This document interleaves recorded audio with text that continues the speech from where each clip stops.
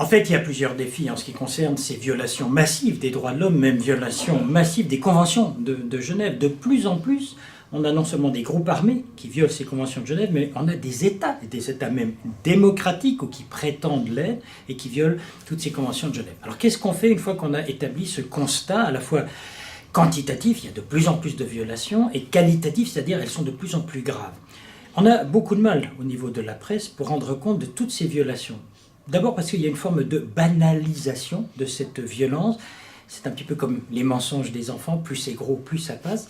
Et actuellement, les violations sont tellement massives que, oui, ça, quelque part, et c'est malheureux, ça n'étonne plus personne. Donc, nous, au niveau de la presse, on doit tenir compte avec cette banalisation d'une part, et puis peut-être aussi, on doit tenir compte d'une certaine lassitude du public qui entend parler jour après jour de ces guerres, de ces conflits, de ces malheurs, de ces situations qui sont tout à fait condamnables.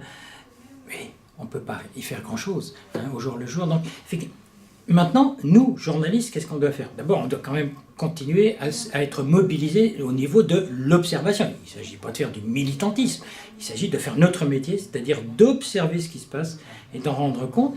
Là encore, il y a des difficultés. On parlait de la lassitude du public à un moment, donc lassitude peut-être des téléspectateurs ou des lecteurs, lassitude aussi peut-être des directions de journaux, de télévision, de radio qui ont envie qu'on parle aussi d'autre chose. On ne peut pas toujours parler des droits de l'homme. Pourtant, on est ici à Genève, c'est quelque part la capitale des droits de l'homme, et c'est ici et c'est d'ici qu'on se doit de défendre tous ces droits de l'homme et ne pas oublier que les droits de l'homme, c'est pas seulement les autres, mais c'est nous aussi.